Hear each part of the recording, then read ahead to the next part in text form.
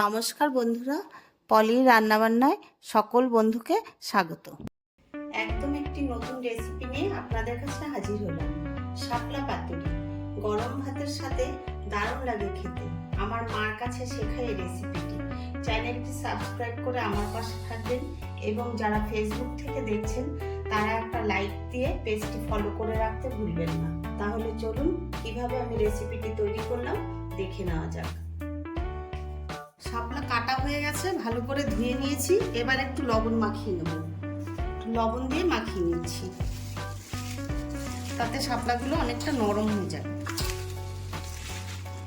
লবণ মাখিয়ে 5 মিনিট রেখে দেব। নিয়েছি 1 চামচ কালো সর্ষে আর নিয়েছি 2 চামচ হলুদ সর্ষে। এটা শুকনো অবস্থায় আমি মিক্সিতে একটু ঘুরিয়ে আনছি।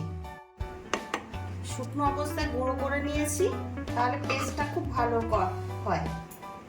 আর দিয়ে দিচ্ছি কিছু রসুন,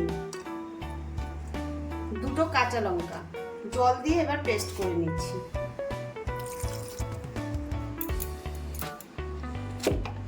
পেস্ট করা হয়ে গেছে। শাপলায় লবণ মাখিয়ে রাখার জন্য দেখুন শাপলাটা নরম হয়ে গেছে, কতটা জল বেরিয়েছে। একটা বাটিতে চিপে চিপে শাপলাগুলো নিয়ে নিচ্ছি।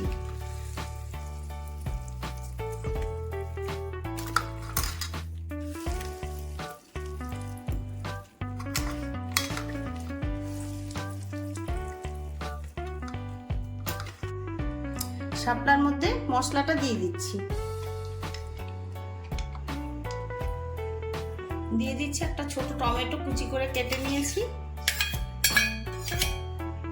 চিংড়ি মাছের খোসা ছাড়িয়ে ভালো করে ধুয়ে নুন হলুদ মাখিয়ে রেখেছিলাম, চিংড়ি মাছটা দিয়ে দিচ্ছি। দিয়ে দিচ্ছি হলুদ গুঁড়ো। শাপলায় আগে লবণ মাখিয়েছিলাম আর এখন অল্প করে লবণ দিয়ে দিচ্ছি। আর দিয়ে দিচ্ছি সর্ষের তেল। এই রেসিপিটায় অবশ্যই সর্ষের তেলটা ব্যবহার করবেন।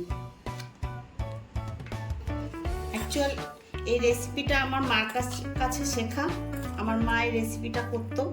এখনো মা আমাদের কাছে নেই, আর চলে গেছেন। তাই জন্য মার রেসিপিটা আপনাদের কাছে আমি শেয়ার করছি। খেতে দুর্দান্ত হয়, ভাতের সাথে দারুণ লাগে খেতে। একবার হলেও আপনারা বানাবেন, কেমন হয় খেতে আমাকে একটু কমেন্ট করে জানাবেন। ভালো করে মেখে নিচ্ছি। স্বাদ অনুযায়ী একটু মিষ্টি দিয়ে দিচ্ছি আর দিচ্ছি ধনেপাতা কুচি। ধনেপাতার মিষ্টি দেওয়ার পরে ভালো করে মেখে নিচ্ছি।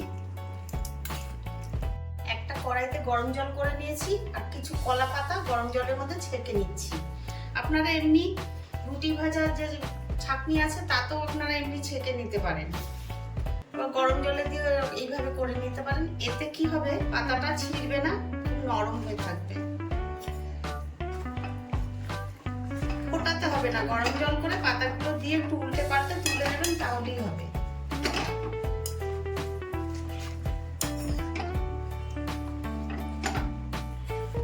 পাতার মধ্যে এবার শাপলা যে মেখে রেখেছিলাম সেখান থেকে খানিকটা দিয়ে দিচ্ছি।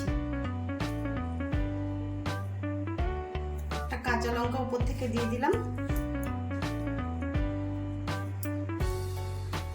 পাতা দেখুন কত নরম হয়ে গেছে।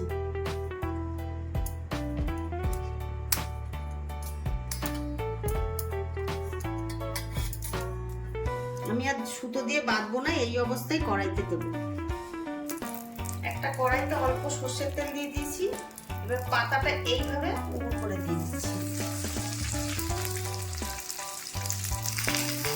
গ্যাস কমিয়ে 5 মিনিটের জন্য ঢেকে রাখছি। গ্যাসের ফ্লেমটা একদম কমিয়ে দিয়েছি। 5 মিনিট পরে ঢাকনাটা খুলে দিচ্ছি। এবার একটু উল্টে দিচ্ছি।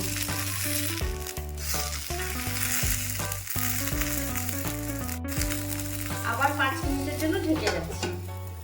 5 মিনিট পরে খুলে নিলাম। পুরো হয়ে গেছে। এবার এটা তুলে নেব।